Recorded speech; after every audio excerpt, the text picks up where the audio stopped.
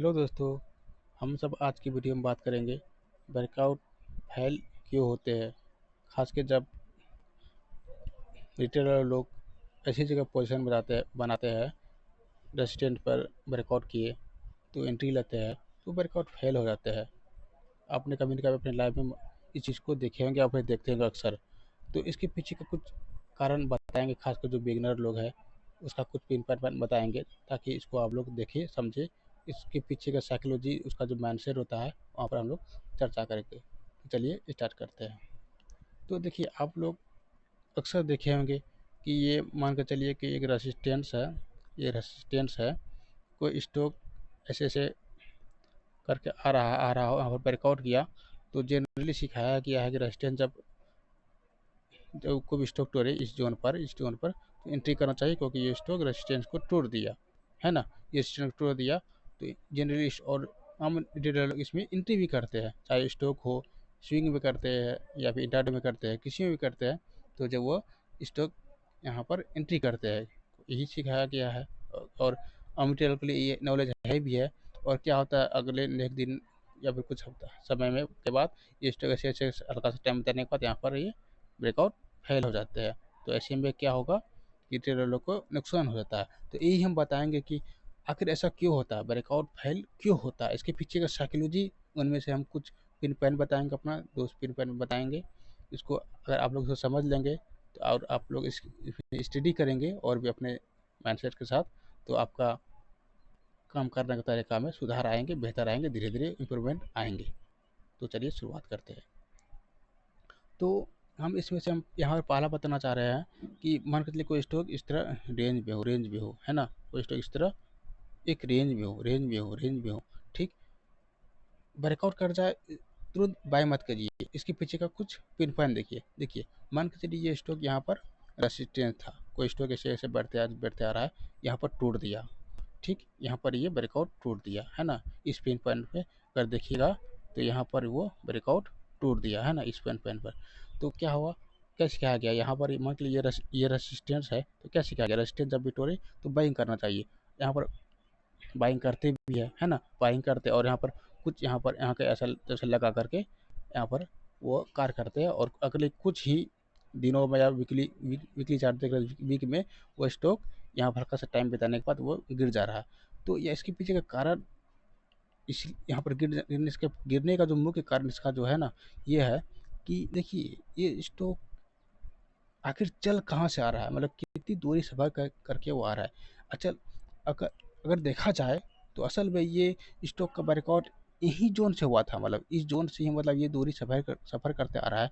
मान के चलिए ये स्टॉक यहाँ पर था, इसका वैल्यू 100 रुपया, यहाँ पर आ गया ये 120 रुपया। तो ये ऑलरेडी 120% का यहाँ पर क्या कहते हैं, 20% का ये यहाँ पर दूरी तय कर चुका है। ऐसे में मान के चलिए कोई छोटे या बड़े छोटे प्लेयर जो होते हैं, यहाँ पर उसको यहाँ पर बाइंग किए, यहाँ पर लिक्विडिटी को देखते हुए वो लोग यहाँ पर प्रॉफिट बुकिंग करेंगे। प्रॉफिट, और वो ऐसा क्या पता कि वो पहले ऐसा देख चुका हो, यहाँ पर ये रेसिस्टेंस लेवल था और अगर हम इस जोन पे है बढ़िया, उसको अच्छा खासा लिक्विडिटी के साथ यहाँ पर बाइंग भी मिल गया, और यहाँ पर अगर ऑपरेटिंग करे तो यहाँ पर उसको लिक्विडिटी सेलिंग का भी मिल जाएगा। तो वो एक प्रकार का उसका कार्य में हम लोग उसका एक हम लोग उसका एक, मतलब क्या कहे, बलि का बकरा बन रहे हैं, है ना। तो देखिए एक लंबी दूरी सफ़र सफ़र करके आ रहा है।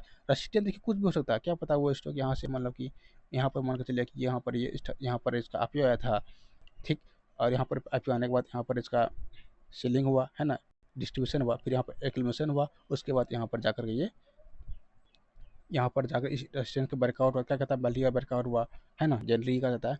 तो यहाँ पर ये कुछ ही दिनों बाद यहाँ सबको ऑपरेटर ने कहा कि यहाँ पर बाइंग किया, यहाँ पर लिक्विडिटी को साथ देखते यहाँ पर प्रॉफिट बुकिंग किया, सभी रिटेलर को बेच दिया। रिटेलर भी खरीदे, रिटेलर को इसलिए भी खरीदे क्योंकि उसको नॉलेज सिखाया गया है कि यहाँ पर जब मल्टी ईयर ब्रेकआउट दे, सभी एक ही सिखाया गया है कि multi year breakout, all time high breakout, सब कुछ है। तो यहाँ पर बाइंग करते हैं और ये लोग अपना देखते हुए, सब कुछ को देखते हुए यहाँ पर प्रॉफिट बुकिंग करते हैं, और अगले ही कुछ दिनों में ये स्टॉक ऐसे आराम से गिर जाता है ना, गिरता भी है। और आप लोग जहाँ कहीं भी एसएल रखे हो, यहाँ पर रखो, यहाँ पर रखो, कहीं पर भी रखें, तो यहाँ पर आपका चल ही जाता है। मेरा कहने का मतलब सिर्फ इतना है कि अगर ये स्टॉक लंबी दूरी सफ़र करके आ रहा हो, तो यहाँ पर कितना अच्छा ब्रेकआउट दे, इस ब्रेकआउट में हम लोग बाइंग नहीं करना है। वहाँ पर बाइंग करेंगे तभी जब ये स्टॉक यहाँ पर हल्का सा ठंडक हो, क्योंकि देखिए यहाँ पर बाइंग हुआ, यहाँ बाइंग करने के बाद बड़े प्लेयर ने यहाँ पर अपना काम बना चुका है। अगला अगला जो रैली होगा, यहाँ पर कैसा खिचड़ी पकता है, उसकी यहाँ पर अलग ही एंट्री क्राइटेरिया होगा, समझ रहे हैं ना?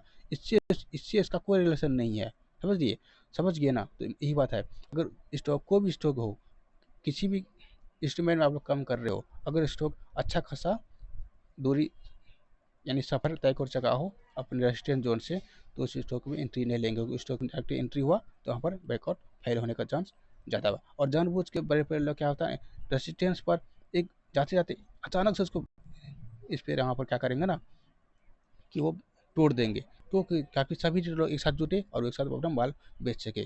तो आप लोग ये लोग समझ चुके होंगे कि ये स्टॉक जब भी लंबी दूरी सफर के आ रहे हो तो उसमें बाइंग नहीं करेंगे।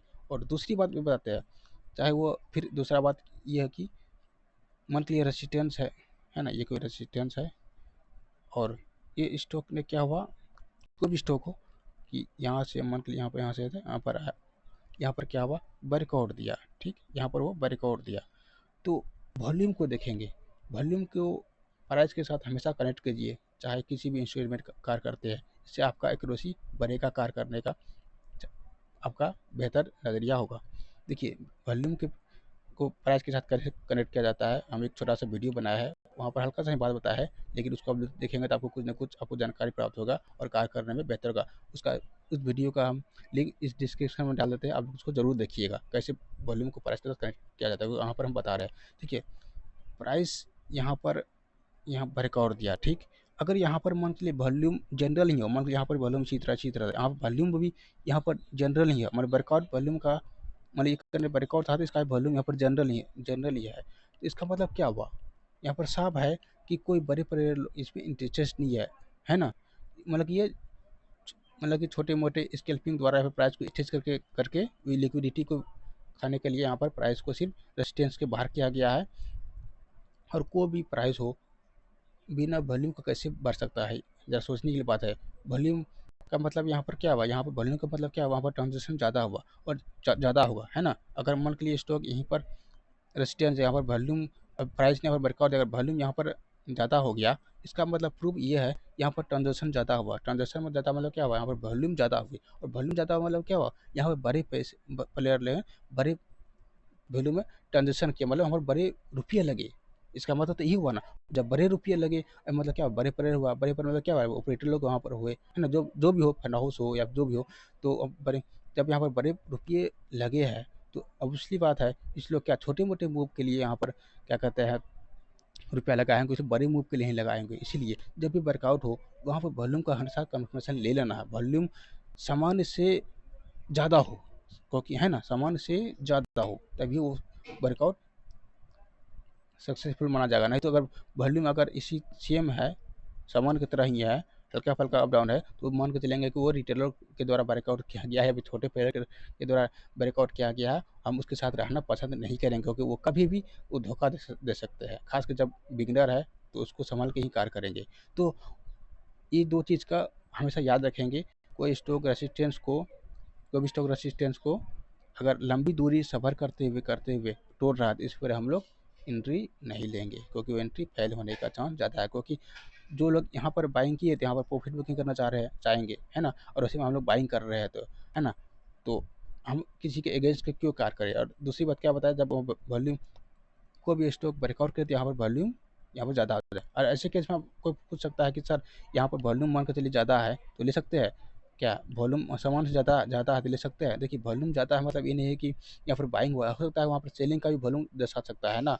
तो यहाँ पर प्राइस को हमेशा पहला पिन पॉइंट देंगे कि देखिए हमेशा एक चीज़ को याद रखिए कि इस पिन पॉइंट पर यहाँ पर अच्छा खासा प्राइस ने मूवमेंट कर दिया है, तो ऐसे केस में हम हमको यही बात कहेंगे कि हमको नेक्स्ट रैली के बारे में सोचना चाहिए। यहाँ पर जो जिस व्यक्ति ने बाइंग किया, यहाँ पर इसका काम बन चुका है, अगली इस वॉल्यूम का इस्तेमाल अब अगले जोन में करेंगे, प्राइस यहाँ पर इस जोन पे कैसा बिहेवियर करता है, क्या वो प्राइस यहाँ से इस ब्रेकआउट कैसा है, मल्टी ईयर है कि ऑल टाइम है, या फिर कोई रेजिस्टेंस को तोड़ा है, क्या इस प्राइस को ब्रेकआउट करने के बाद यहाँ पर अगली रैली जो आने वाले समय में दे सकता है, मतलब बेहतर दे सकता है, वो यहाँ पर बताएगा। हम लोग हड़बड़ा-सड़बड़ा के जैसे जनरली जो रेस्टोरेंट को तुरंत वर्कआउट ले लेते हैं, हम लोग नहीं करेंगे। तो वो बेहतर है कि आपको कुछ समझ में आएगा।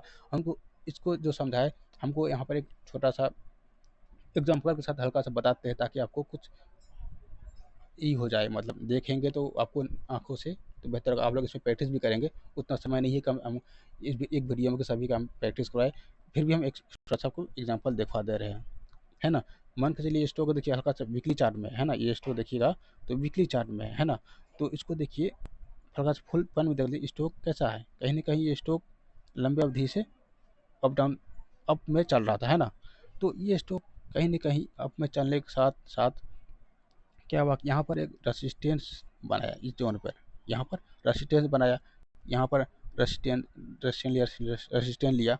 उसके बाद यहाँ पर देखिए इस कैंडल को हल्का से देखेंगे, इस कैंडल को हल्का से देखेंगे, हल्का ज़ूम कर दें ताकि आप लोग समझ पाएँ आसानी से। यहाँ पर रेसिस्टेंस था, तो इस कैंडल को देखिए, ब्रेकआउट कैंडल को, ब्रेकआउट तो हुआ, अच्छी बात है, ठीक, ब्रेकआउट हुआ क्योंकि अच्छा खासा यहाँ पर ब्रेकआउट हुआ, ठीक। वॉल्यूम में कुछ ऐसा यहाँ पर आपको दिख रहा है, वॉल्यूम में कुछ खास, वॉल्यूम समान ही है ना? तो जब वॉल्यूम समान ही है, इसका मतलब क्या हुआ, बड़े प्लेयर लोग एंट्री नहीं लिए, मतलब ट्रांजेक्शन ज़्यादा है ही नहीं। जब ट्रांजेक्शन ज़्यादा नहीं है तो मतलब क्या हुआ, बड़े प्लेयर लोग एक्टिव नहीं है। जब बड़े प्लेयर लोग एक्टिव नहीं है तो इसे हम क्यों वहाँ पर मार्केट में काम करें उस लोगों के साथ, छोटे लोगों के साथ। तो मतलब देखिए आने वाले समय में प्राइस को हल्का पचा, देखिए छोटे लोग हमेशा हल्का-फुल्का प्राइस को होल्ड कर सकता है। क्या पता बड़े प्लेयर ही कहीं चाल हो, हमें समझाने का मतलब मेरा मतलब वो समझिए, है ना? तो क्या हुआ पूरी तरह से, और क्या कहेंगे, पूरी तरह से प्राइस पलट गया। क्यों? क्योंकि यहाँ पर ब्रेकआउट हुआ लेकिन वॉल्यूम समान ही था। ब्रेकआउट कैंडल के साथ यहाँ पर कुछ भी वॉल्यूम नहीं था, मतलब बड़े-बड़े लोग इंटरेस्टेड ही नहीं थे। और देखिए प्राइस देखिए आने वाला आपको देखिएगा कि पूरी तरह से पलट गया। प्राइस यहाँ से पूरी तरह से पलट गया, है ना? प्राइस पूरी तरह से पलट गया। तो आप लोग देख सकते हैं कि ब्रेकआउट को हम लोग कैसे कार्य करना चाहिए, है ना? तो आपको ये वीडियो कैसा लगा कमेंट सेक्शन में ज़रूर कुछ बताइएगा। अगर कुछ प्रॉब्लम होगा तो कमेंट में बताइएगा। तब तक के लिए धन्यवाद।